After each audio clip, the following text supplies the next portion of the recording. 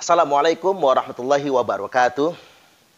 Sekarang kita akan menyoal tentang mahasiswa yang berhasil direkrut, lalu dicuci otaknya, sehingganya terpapar pemahaman radikal, ekstrim, lantas kemudian tergabung dalam organisasi teroris. Baru saja kita mendapatkan kabar bahwasanya Densus 88 telah mengamankan seorang oknum mahasiswa di Malang yang terlibat jaringan terorisme. Berdasarkan pantauan Detik News, informasi yang dikumpulkan dari Detikcom disampaikan bahwasanya ada fakta menarik. Densus 88 menangkap seorang mahasiswa berinisial IA di Malang, Jawa Timur. Diketahui IA merupakan pengumpul dana untuk kelompok teroris ISIS. IA juga merupakan mahasiswa di kota tersebut. Beberapa fakta menarik tentang ini, diantaranya IA ini menganggap polisi itu togut. Mengapa dia katakan togut? Karena anteknya sistem togut. Dia beranggapan negara kesatuan Republik Indonesia ini adalah sistem kufar atau sistem togut. Nah, semuanya antek-anteknya dia katakan togut. Ini kan merupakan korban daripada cuci otak. Di mana orang-orang yang sudah dicuci otak, mereka menganggap Pancasila itu togut, NKRI ini sistem togut, Undang-Undang Dasar 1945 adalah sistem togut, termasuk mereka tidak menghargai perbedaan. Dan mereka sangat menolak konsep Bhinneka Tunggal Ika. Fakta yang berikutnya, IA adalah pengumpul dana untuk jaringan ISIS. Jadi dia mengumpulkan dana, menggalang dana, bikin propaganda langsung maupun di media sosial untuk meraih simpati dan merekrut orang. Setidak-tidaknya dia bisa mengumpulkan dana. Yang dana ini dipergunakannya untuk keluarga-keluarga terduga atau tersangka teroris yang sebelumnya sudah ditangkap oleh Densus 88. Termasuk juga dikirimkan untuk kepentingan jaringan ISIS. Dan fakta yang ketiga, ia berhubungan langsung dengan Jamaah Ansarud Daulah. JAD ini adalah kelompok teror yang merupakan underboy ISIS yang ada di Indonesia. Nah, kita dikejutkan dengan fakta ini. Dan ini menjadi pelajaran bagi kita semua bahwasanya kita harus waspada. Orang tua juga harus waspada. Anaknya jangan sembarang mengaji. Anaknya jangan sembarang belajar. Dikhawatirkan dia direkrut oleh kelompok-kelompok tersebut. Dan perlu saya berikan semacam pandangan, identifikasi awal, bagaimana ciri-ciri generasi muda, mahasiswa atau pelajar yang sudah terpapar kelompok radikal. Mula-mula mereka akan tampak eksklusif. Apa yang disebut eksklusif itu, yakni mereka membatasi diri dari kelompok yang lain. Dan mereka ingin tampil beda. Mereka ingin tampil beda dari masyarakat pada umumnya. Dan mereka ingin berislam dengan model keislaman yang tampil beda dengan keislaman pada umumnya. Dan kentara betul, mereka suka membid'ah-bid'ahkan, suka menyalahkan amaliyah-amaliyah yang beda dengan mereka.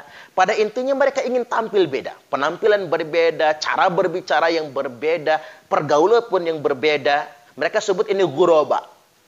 Generasi asing, generasi berbeda di akhir zaman. Padahal ini sebuah eksklusivisme. Cara awal untuk mencuci otak. Bikin mereka tampil beda dari orang pada umumnya. Ini yang pertama. Setelah mereka eksklusif, baru mereka kemudian dinaikkan menjadi ekstrim. Ekstremisme. Ekstremisme adalah sikap yang mulai keras. Mulai anti NKRI, anti Pancasila, anti Undang-Undang Dasar 1945. Dia mulai mengharam-haramkan hormat bendera. Mulai mengharam-haramkan nyanyi lagu Indonesia Raya. Nah, sikap ekstrim ini kemudian akan menjadi akumulasi sebuah kebencian. Benci dengan sistem, benci dengan pemerintah, benci dengan aparat penegak hukum.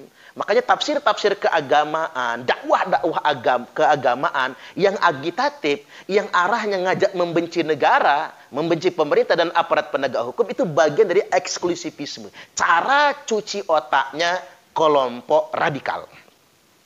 Nah, setelah dia menjadi eksklusif dan menjadi ekstrim, baru kemudian menjadi radikal. Kalau sudah radikal ini, sudah bulat tekadnya, hatinya sudah keras bagaikan batu. Ketika dihadapkan dengan tingkat kefrustasian tertentu, barulah dia kemudian dimanipulasi untuk menjadi pelaku teror.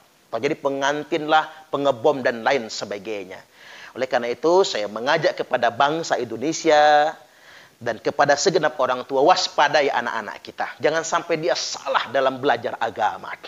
Indonesia adalah negara kesatuan Republik Indonesia, adalah negara karunia dari Allah Subhanahu wa taala. Indonesia merupakan amanah yang Allah titipkan kepada kita. Kita wajib menjaganya, merawatnya agar tetap utuh, tidak dipecah belah. Jadi kalau ada orang yang mengatasnamakan agama untuk melawan negaranya sendiri, sudah dipastikan dia kelompok yang sesat. Dan diharapkan sebetulnya selama ini kita hanya menangkap para pelaku teror di lapangan ketika dia sudah melakukan perbuatan teror. Yang perlu kita sadari bahwasanya kadangkala para pelaku teror itu adalah korban cuci otak, korban ideologisasi, korban dari pemikiran yang salah. Maka negara harus punya satu regulasi yang tegas. Semua kelompok-kelompok ideolog, pemikir-pemikiran yang salah, yang anti republik ini, anti negara ini bisa dipidanakan. Karena yang jadi korban adalah generasi muda kita, anak-anak kita semua. Maka saya mengusulkan kepada pemerintah, buatlah satu regulasi. Semua aliran, semua paham yang menentang negara kesatuan Republik Indonesia, menentang Pancasila, Undang-Undang Dasar 1945 dan anti Bhinneka Tunggal Ika bisa dipidanakan. Selamat menjaga negara, merawat keberagaman, sehingga negara kita tetap utuh dan menjadi negara terdepan di dunia internasional. Selamat menyaksikan nasihat berikut ini. Makanya kalau kata Ali Imran, orang bisa menjadi teroris hanya dalam waktu 2 menit. Karena berpikir ekstrim itu gampang cara mencucinya. Saya ambil contoh sederhana. Ini cara cuci otak untuk menjadikan Anda jadi ekstrim, bahkan menjadi radikal, bahkan menjadi teroris. Diajukan pertanyaannya begini, kamu pilih Pancasila atau pilih Al-Quran? Itu kata mereka. Kalau pilih Pancasila, Pancasila ini buatan manusia. Nah kalau Al-Quran, wahyu Allah. Kira-kira adik-adik kalau ditanya begitu, pilih Pancasila atau Al-Quran? Al-Quran dong, betul kan? Betul. Yang berikutnya, pilih bela Islam atau bela NKRI. Kalau bela Islam udah jelas masuk surga. Tapi kalau bela NKRI belum tentu masuk surga. Bela Islam atau bela NKRI? Islam dong. Iya kan? Milih taat sama Allah atau taat sama pemerintah? Kalau taat sama Allah, jelas Allah punya surga. Kalau taat sama pemerintah, ya pemerintah itu juga. Yang korupsi mah jojong korupsi. Betul nggak kira-kira? Nah, saya nanya, milih taat sama Allah atau taat sama pemerintah? Allah. Pilih taat sama Allah, tinggalkan pemerintah. Bela Islam, lawan negara. Pilih Al-Quran, tauhid Pancasila. 2 menit jadi teroris semuanya.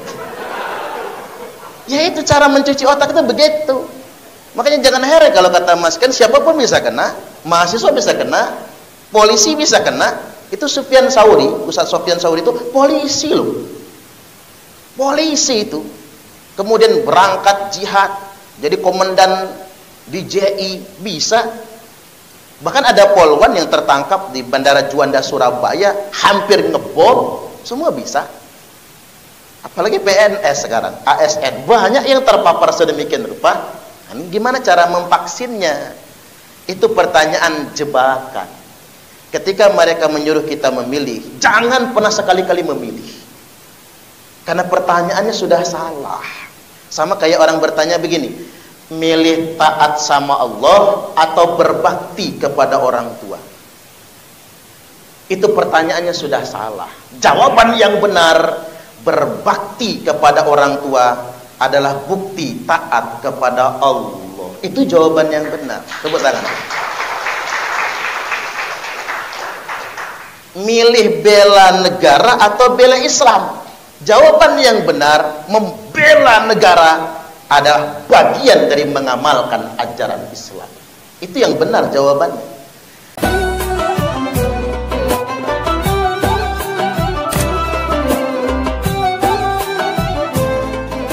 Gak apa-apa.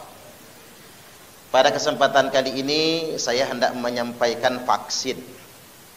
Karena radikalisme terorisme itu virus yang mengatasnamakan agama. Jadi radikalisme terorisme dibangun berdasarkan distorsi ajaran agama. Maka karena virusnya mengatasnamakan agama, maka vaksinnya juga harus melibatkan agama. Pada kesempatan kali ini ada 3 tahapan yang hendak saya sampaikan vaksinnya. Yang pertama, virus eksklusivisme. Pintu masuk tangga awal dari radikalisme terorisme adalah eksklusivisme. Merasa dirinya dan kelompoknya paling benar dan yang lain salah semua. Makanya kemarin kita ada kajian menghadirkan ex-napiter, mantan narapidana terorisme, Ustadz Sofyan Tauri, yang beliau ini juga mantan komandan JI. Beliau berkata pintu masuk radikalisme terorisme itu adalah paham Wahabi Salafi takfir. Benar apa yang dikatakan Profesor Dr. Kiai Haji Said Akil Siraj, paham Wahabi Salafi takfiri adalah pintu masuk terorisme. Karena memang bermula dari eksklusivisme, merasa dirinya paling benar. Kalau bahasa kita nyapa, gampang betul membid'ah-bid'ahkan orang. Ini awal ini. Makanya adik-adik mahasiswa, terutama yang baru belajar agama lah ya. Kadang-kadang orang yang baru belajar agama itu kayak kata dalam tempurung, gumede dia pinter dewe, yang lain salah semua. Padahal ngaji juga baru, belajar agama otodidak, dapatnya di internet. Nanti oleh malaikat ditanya kalau mati, guru kamu siapa? Syekh YouTube Al-Interneti, kiainya Kiai Haji Google, ustadznya Ustadz Facebook LCMA. Yang otodidak ini yang berbahaya, karena dia merasa pinter sendiri, lantas kemudian menjadi korektif, gampang menyalahkan orang lain, bahkan cenderung sangat eksklusif, menjadi antipati dengan umat beragama yang lain. Saya senang di sini ada adik-adik juga yang non muslim yang ikut serta di sini, karena ini memang harus dikasih vaksinnya. Cobalah kita kalau bicara tentang agama, agama ini kan prosedural, beda-beda. Memang agama nggak bisa sama. Makanya di Al-Quran disebutkan kalau beda agama, lakum dinukum waliyadin. Sudah ada rumusnya. Buat anda agama anda, buat saya agama saya. Lana a'maluna walakum a'malukum. Buat kami syariat kami, buat kami amal kami, buat anda amal anda. Nggak perlu saling menyalahkan. Makanya di Quran kalau bicara tentang din, bicara tentang agama, selalu kalimatnya begitu.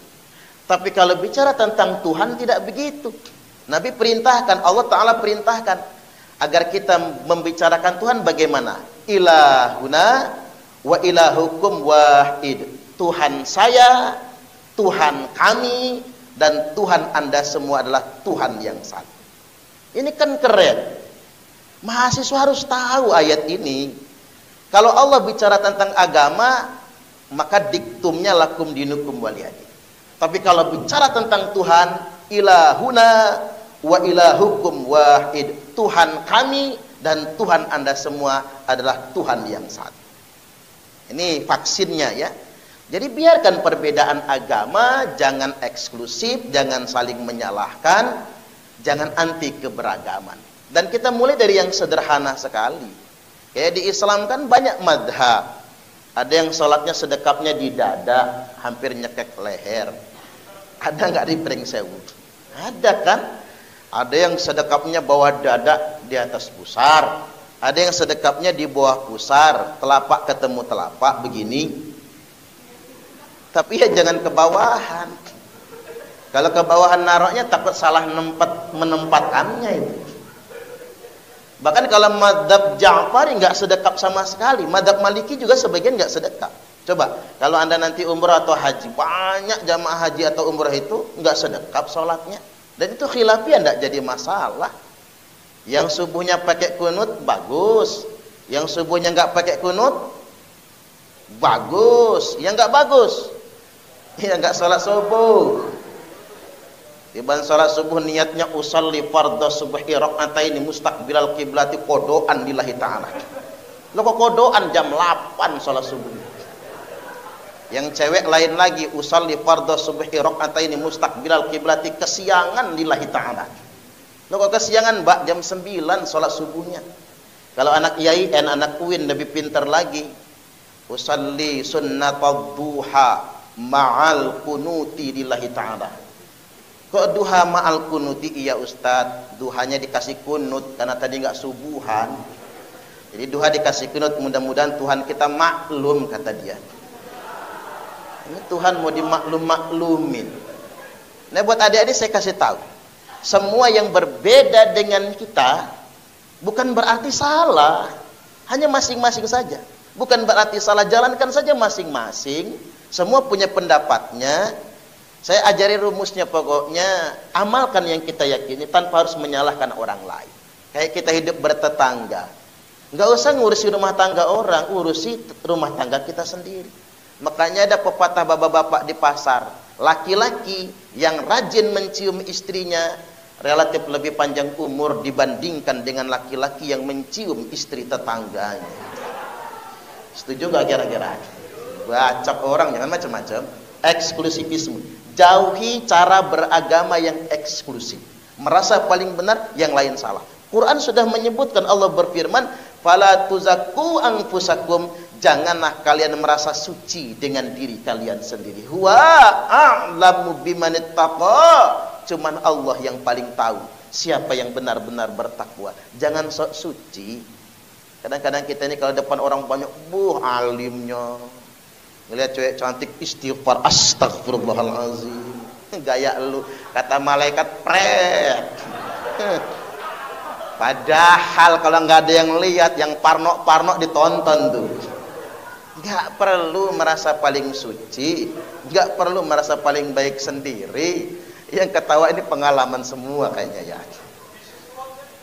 Oh gitu ya. Baik, yang kedua sekarang kita masuk kepada ekstremisme. Setelah eksklusivisme naik dia menjadi ekstremisme. Ekstremisme ini sudah naik kelas, sudah seperti yang dikatakan Mas Ken. Mas Ken ini adalah presiden NII Crisis Center, tapi ya. Jadi pimpinan pendiri NII Crisis Center. Jadi NII itu sudah masuk kepada tahapan ekstremisme. NII termasuk HTI ya, termasuk juga kelompok-kelompok radikal yang lain.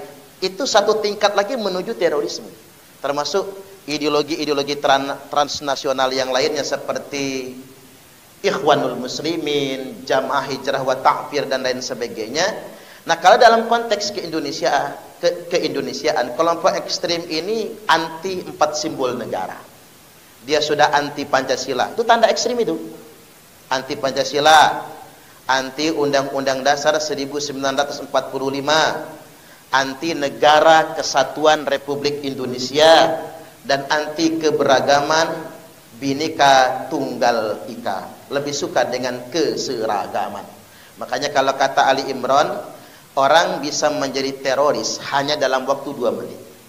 Karena berpikir ekstrem itu gampang cara mencucinya.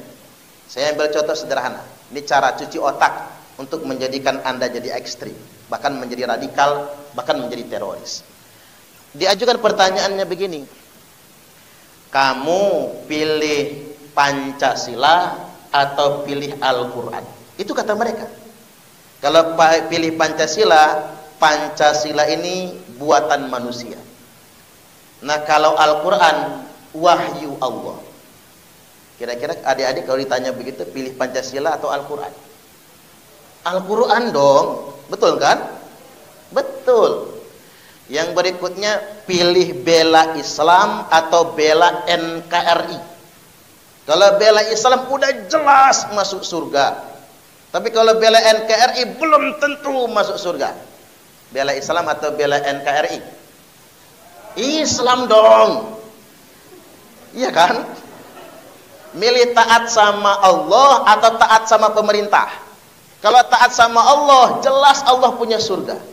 Kalau taat sama pemerintah, ya pemerintah itu juga. Yang korupsi mah jojong korupsi. Betul nggak kira-kira? Nah, saya nanya, milih taat sama Allah atau taat sama pemerintah? Allah. Pilih taat sama Allah, tinggalkan pemerintah. Bela Islam, lawan negara. Pilih Al-Quran, tauhid Pancasila. 2 menit jadi teroris semuanya. Ya itu cara mencuci otak itu begitu. Makanya jangan heran kalau kata Mas kan siapapun bisa kena, mahasiswa bisa kena, polisi bisa kena. Itu Sufyan Tsauri, Ustaz Sufyan Tsauri itu polisi loh. Polisi itu. Kemudian berangkat jihad, jadi komandan di JI bisa. Bahkan ada polwan yang tertangkap di Bandara Juanda Surabaya hampir ngebom, semua bisa. Apalagi PNS sekarang, ASN, banyak yang terpapar sedemikian rupa. Ini gimana cara memvaksinnya? Itu pertanyaan jebakan. Ketika mereka menyuruh kita memilih, jangan pernah sekali-kali memilih. Karena pertanyaannya sudah salah. Sama kayak orang bertanya begini, milih taat sama Allah atau berbakti kepada orang tua? Itu pertanyaannya sudah salah. Jawaban yang benar, berbakti kepada orang tua adalah bukti taat kepada Allah. Itu jawaban yang benar. Tepuk tangan. Milih bela negara atau bela Islam? Jawaban yang benar, membela negara adalah bagian dari mengamalkan ajaran Islam. Itu yang benar jawabannya. Milih taat sama pemerintah atau taat sama Allah? Taat kepada pemerintah adalah implementasi, pembuktian ketaatan kepada Allah. Kan jelas ayatnya, atiullaha wa atiur rasulah wa ulil amri minkum. Taat Allah sebagai bukti taat sama Allah, taat sama Rasulullah. Itu hierarkinya begitu. Ini hierarki, nggak bisa dipisahkan. Sebagai bukti taat kepada Rasulullah, taat kepada pemerintah, wa ulil amri. Hebatnya ayat ini tidak mengatakan ulil amri saja, wa ulil amri minkum, mengikat kekinian dan kedisinian. Dalam konteks Indonesia, Presiden Jokowi untuk saat ini sampai jajaran, sampai ketua RT, kita wajib mentaati pemerintah. Dan gak boleh kita mentaati pemerintah negara lain. Ada orang Indonesia mengidolakan Erdogan. Tahu Erdogan gak? Kelapa muda, tahu? Orang mengidolakan Erdogan, woi dibangga-banggakan, presidennya dihina, Erdogan dibanggakan. Kata saya, lo pindah aja ke Turki sono. Kalau diterima orang, kira-kira nggak boleh. Yang harus kita taati pemerintah kita sendiri. Ambil contoh lagi misalnya, kita membangga-banggakan, ingin taat sama Presiden Amerika. Mentang-mentang Presiden Amerika itu orang Lampung, Joe Biden, Joe Biden kan? Orang Lampung nyebutnya apa? Joe Biden. Mentang-mentang Presiden Amerikanya Joe Biden, kita nggak mau taat sama pemerintah, kita taat sama Amerika, pindah dari Indonesia, pergi ke Amerika sana. Karena taat kepada pemerintah itu bagian dari ketaatan kepada Allah. Ya pemerintah nggak sempurna, iya dong. Mana ada pemerintahan yang sempurna, betul nggak kira-kira? Pemerintah manusia biasa, tapi ini sudah sangat maksimal. Coba Anda berhitung dari zaman Pak Karno sampai presiden yang ke-7 nggak ada yang sempurna. Mereka manusia biasa, tapi yang jelas mereka lebih baik daripada kita, kan? Betul nggak kira-kira? Ya kalau kita jadi presiden, jangan-jangan amburadul negara ini. Presiden Suparman Abdul Karim. Kalau saya jadi presiden, Mas Ken langsung tak jadiin menteri pemuda olahraga. Pak Kaban langsung menteri dalam negeri, Pak. Subhanallah. Siapa yang memilih saya ya kira-kira? Jadi balik lagi bahwasanya Bahkan disebutkan dalam hadis Nabi, man khala'a yadan min ta'atin, barang siapa yang melepaskan tangannya dari ketaatan kepada pemerintah yang sah, laqiyallaha yaumal qiyamati la hujjatalah, dia akan ketemu Allah pada hari kiamat nanti tanpa hujjah sama sekali, tanpa alasan. Waman mata walaysa fi unuqihi bai'atun mata mitatan jahiliyah, barang siapa yang mati dalam keadaan memberontak kepada pemerintah yang sah, barang siapa yang mati tidak ada kesetiaan di lehernya kepada pemerintah yang sah, mata mitatan jahiliyah, maka matinya mati jahiliyah. Orang yang melawan pemerintah alih-alih mati syahid malah matinya mati jahiliyah. Masuk ke Pancasila, gimana vaksinnya? Cara ngejawabnya begini, buat adik-adik kalau berdebat, kan mahasiswa sukanya debat. Kalau berdebat gak apa-apa lagi mahasiswa itu debat. Saya dulu lagi di kampus mah tukang debat. Terus sekarang yang malu lah debat terus. Karena kalau lagi mahasiswa itu jangan terlalu banyak pacaran, guys. Ini mahasiswa cinta-cintaan, modus lagi ya. Sayang sudah makan belum, pret. Apa sih? Udah mandi belum? Belum. Kok belum mandi? Mager. Gua temenin ya enak aja. Jam 2 malam WA ceweknya, sayang tahajud yuk. Ceweknya langsung mengharu biru, nggak nyangka gua. Padahal bukan tahajud, nonton bola dia. Jadi mahasiswa itu lagi sedang berpikir kritis, harus sedia berdiskusi, harus sedia berdebat. Nih, saya ajarin vaksin tentang Pancasila. Pancasila itu bukan agama. Dan Pancasila tidak untuk menggantikan agama. Serta Pancasila itu sesuai dengan tujuan agama. Dulu Nabi bikin negara pertama. Negara demokrasi pertama dalam sejarah hidup umat manusia adalah negara Madinah. Nabi bikin negara yang Nabi bikin bukan negara Islam, bukan khilafah. Negara yang Nabi bikin adalah negara Madinah. Konstitusinya bukan Al-Quran, tapi dasar negaranya Sahifatul Madinah, piagam Madinah. Yang ini dijiplak oleh para pendiri bangsa kita, dasar negara kita piagam Jakarta. Makanya luar biasa itu pendiri Republik ini, Negara Kesatuan Republik Indonesia. Makanya banyak orang memanipulasi kita. Negara Islam, jualannya kan negara Islam. Jualannya khilafah. Ini jualan khilafah ini kan manipulasi kita. Cara ngebantahnya kayak mana? Tidak ada satupun dalilnya yang memerintahkan menegakkan khilafah. Ya, kalau ketemu orang HTI itu masih loh organisasi yang bubar. Tapi mereka Syidiatut Tanzim, mereka bawah tanah. Atau Khilafatul Muslimin misalnya, atau siapa yang sedang jualan daulah, sedang jualan khilafah. Cara ngebantah mereka gampang banget. Tunjukkan satu saja dalilnya yang memerintahkan menegakkan khilafah. Pak Profesor Dr. Mahfud MD pernah nantang, yang bisa nunjukin satu saja dalil, saya berhenti, kata beliau, jadi Menko Polhukam. Dan saya kasih hadiah orangnya. Sampai sekarang sudah 2 tahun lebih, 3 tahun, tidak ada yang bisa menunjukkan dalilnya. Karena memang tidak ada dalilnya. Ini manipulasi. Termasuk adik-adik saya kasih tahu, bendera tauhid, kebohongan terbesar yang terjadi di Indonesia belakangan ini adalah adanya istilah bendera tauhid. Ratusan juta penduduk Indonesia dimanipulasi dengan istilah bendera tauhid. Sejak kapan tauhid punya bendera? Sejak kapan? Ini kan geli banget sayanya, sejak kapan tauhid punya bendera? Kita nyantri, kita mondok nggak pernah ada istilah bendera tauhid. Nah ini kan manipulasi. Jangan mau dibohongi oleh itu semua. Dan ada keterangan hadisnya begini, idza ra'aitumur rayatis sud, apabila kalian semua sudah melihat bendera hitam dikibarkan. Nah, nyebutnya jangan lagi bendera tauhid ya, bendera hitam. Apabila kalian semua melihat bendera hitam dikibarkan, falzamul arda wala tuhariku aydiyakum wala arjulakum, tetaplah di bumi kalian masing-masing, jangan gerakkan tangan kalian, jangan gerakkan kaki kalian, jangan ikut-ikutan mereka, karena mereka itu kelompok bendera hitam palsu. Qulubuhum kazuburil hadid, kelompok bendera hitam itu hati mereka sangat keras bagaikan batu. Ini adik-adik Anda ini kalau udah ikut kelompok bendera hitam, kekel di hatinya, keras banget, nggak bisa diingatkan.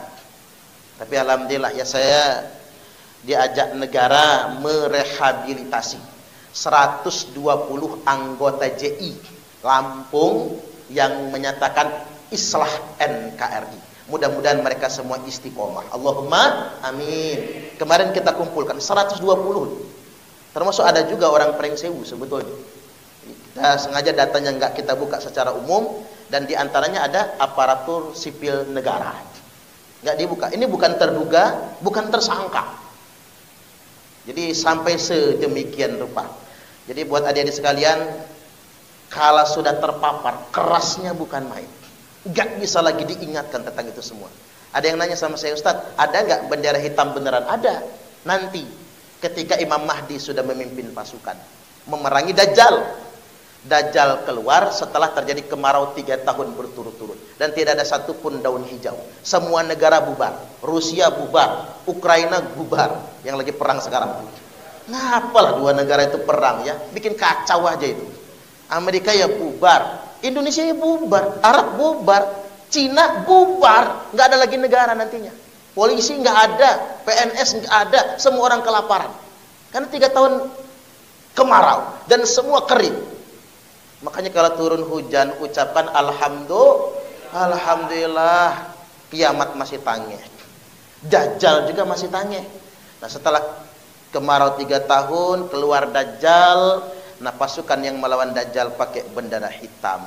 Sebelum itu muncul Imam Mahdi memimpin pasukan, semua yang pakai bendera hitam itu bendera hitam palsu. Ini benang merahnya. Baik, kita masih puncak yang ketiga sekarang. Radikalisme, terorisme. Ini setelah orang eksklusif, ini nih dikit-dikit eksklusif, naik dia nanti jadi ekstrim. Setelah jadi ekstrim, awas, dia kemudian baru direkrut oleh sel-sel teroris, entah JI, JAD, JAT, ISIS, Al-Qaeda, atau apapun namanya. Tapi sumbernya dari situ, ladangnya dari situ semua. Nah, masuk ke sini saya ingin mengutip pernyataan BNPT. Tidak ada satupun agama yang mengajarkan terorisme. Setuju nggak kira-kira? Dan terorisme tidak terkait dengan ajaran agama manapun. Tapi bahwasanya teroris itu mendompleng kelompok agama mayoritas, jawabannya iya. Coba dilihat. Yang namanya teroris itu bukan cuma mendompleng Islam. ISIS mendompleng Islam karena dia di mayoritas masyarakat muslim. JI, JAD, NII mendompleng Islam karena di Indonesia mayoritas muslim. Nah, di Papua terorisnya beragama Kristen karena Papua mayoritas beragama Kristen. Kemudian di India teroris radikalisnya beragama Hindu. Orang Islam lagi ibadah diganggu, umat Kristen lagi Natalan kemarin kan diserang gerejanya, teroris radikalisnya beragama Hindu. Di Myanmar, biksu yang sangat radikalis teroris, pakai jubah seorang biksu membantai kaum muslim Rohingya, beragama Buddha. Di New Zealand, orang Islam lagi Jumatan, dia berondong pakai senjata, terorisnya beragama Nasrani, mendompleng kelompok agama mayoritas. Nah, sekarang kita masuk ketika ketika teroris mengatasnamakan Islam. Apa vaksinnya? Dalam Islam ada banyak sekali hadis yang memerintahkan kita memerangi terorisme. 2 hadis yang saya kutipkan pada kesempatan kali ini. 1, Nabi bersabda, sayakhruju qaumun fi akhiriz zaman, akan segera keluar sekelompok orang di akhir zaman. Ini tentang teroris nih. Al-ahdatul asnan, usia mereka masih muda-muda. Maka betul pas ini Pak Kaban Kesbangpol ini menargetkan mahasiswa. Karena memang anak muda yang paling mudah dicuci otaknya itu. Usia mereka masih muda-muda, sufahaul ahlam, tapi cara berpikir mereka rusak. Brainwashing, kecuci otaknya. Cara berpikir mereka rusak. Yaquluna min qawli khairil bariyah. Mereka menipu kalian, kata Nabi, selalu mengatasnamakan perkataan khairul bariyah. Tukang tipu. Kita mah taunya, oh bagus di sana belajarnya agama, dalilnya Al-Quran dan hadis, padahal nipu dia. Ayat yang sudah dimanipulasi, hadis yang sudah didistorsi. Coba lihat pemaparan Mas Ken tadi. Semua kan dari Al-Quran kan? Karena memang radikalisme terorisme dibangun berdasarkan manipulasi dan distorsi ajaran agama. Dan biasanya yang terekrut memang orang-orang yang tidak memahami agama secara mengakar. Makanya bisa terekrut. Mana tadi? Oh, hadis tadi ya. Yaquluna min qawli khairil bariyah. Selalu mengatasnamakan perkataan khairul bariyah. La yujawizu imanahum anajirahum. Satu hal yang harus kita percaya. Walaupun mereka kayaknya sangat berani, penampilannya kayaknya sangat bertakwa, sebenarnya kata Nabi, iman mereka tidak pernah melintasi kerongkongan mereka. Ngomong agama itu cuma di mulut aja mereka itu. Yamrukuna minad dini kama yamruku sahmu minar ramiyah. Mereka akan keluar dari agama seperti keluarnya anak panah dari busurnya. Cepat sekali. Maksudnya apa Nabi?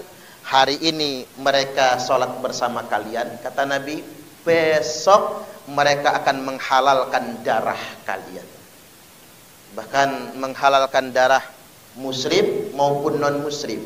Ngebom gereja, ngebom vihara. Maka kata Nabi, man qatala nafsan mu'ahadan. Barang siapa yang membunuh jiwa non muslim, lam yarah raihatal jannah, dia tidak akan mendapatkan walaupun baunya surga. Jangankan surganya, baunya surga saja dia tidak akan menciumnya. Maka fa'ainama laqitumuhum. Nah ini perintahnya. Dimanapun kalian jumpai mereka, faqtuluhum, maka perangilah mereka. Bahasanya itu ya, perangi mereka.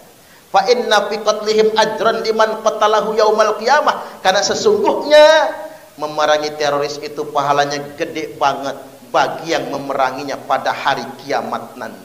Makanya yang paling gede pahalanya itu Densus 88 yang perang melawan teroris.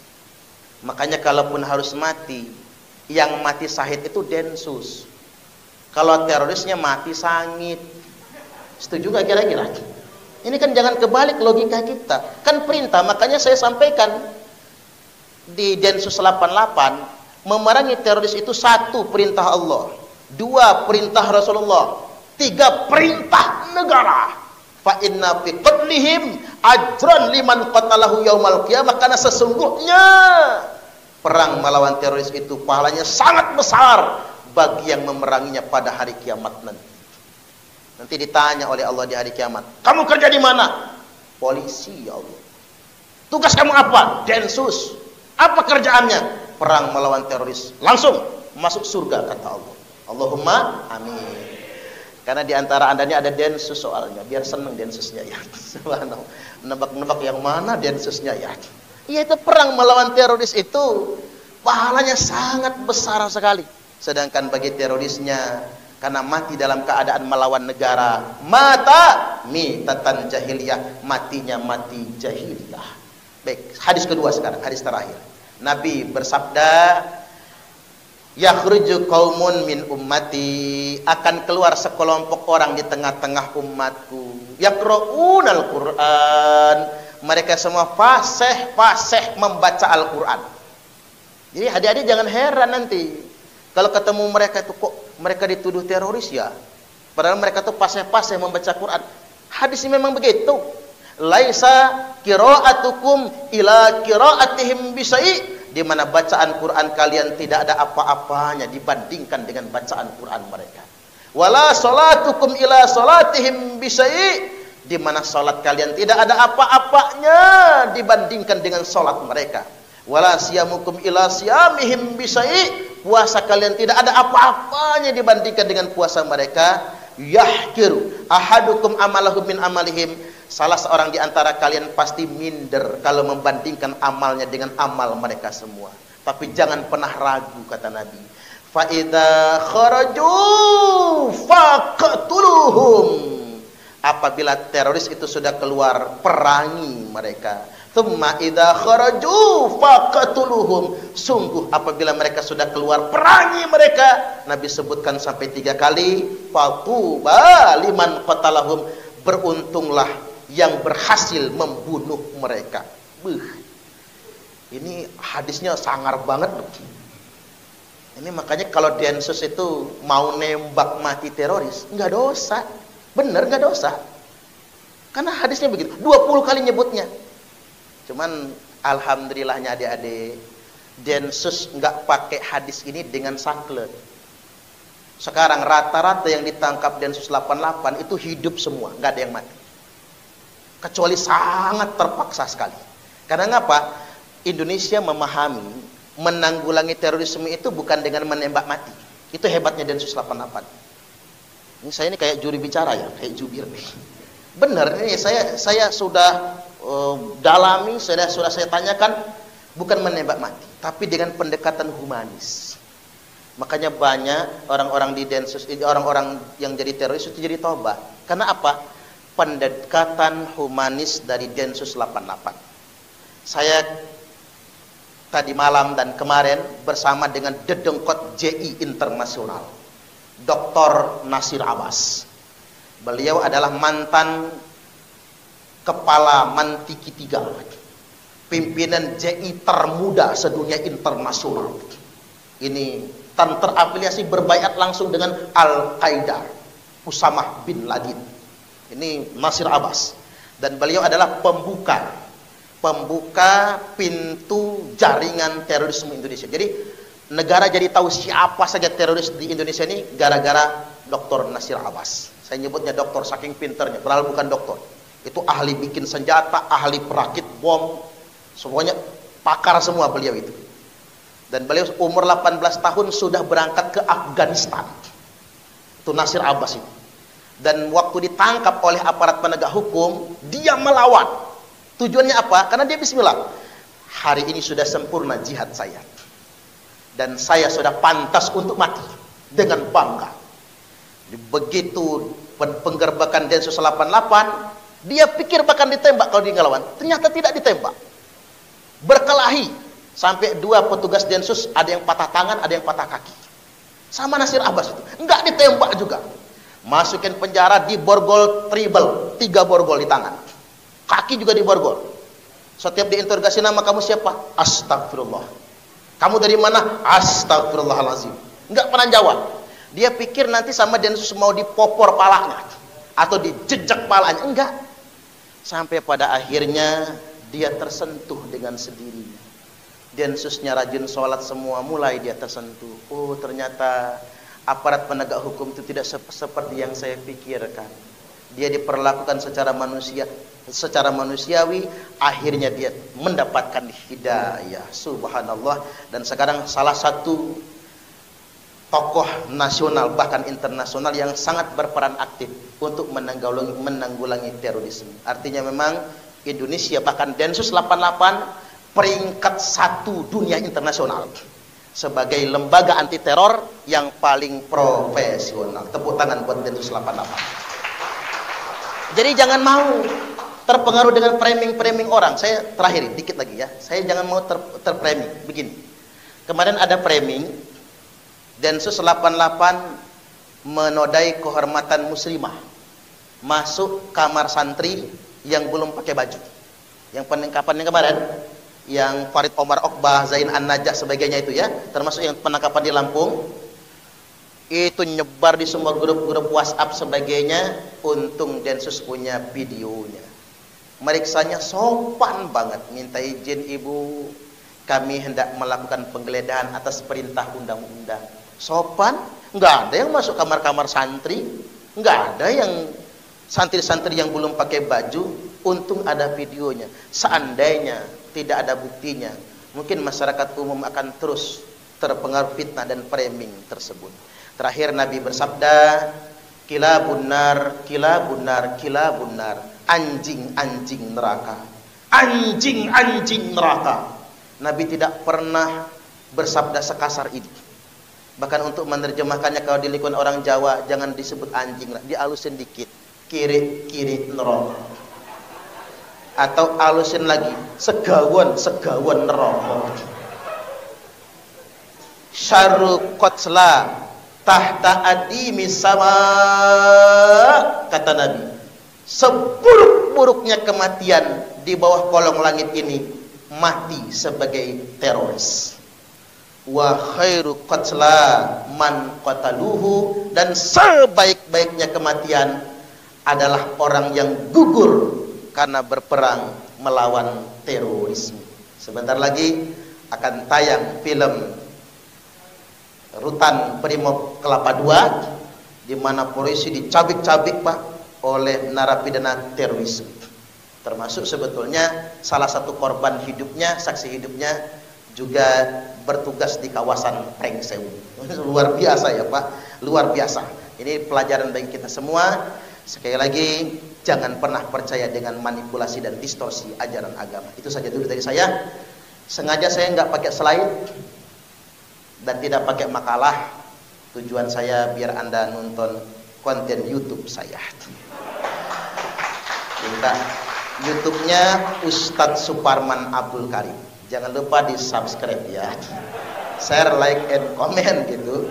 Tapi jangan ngancam-ngancam, nanti dimata-matain, jangan macam-macam.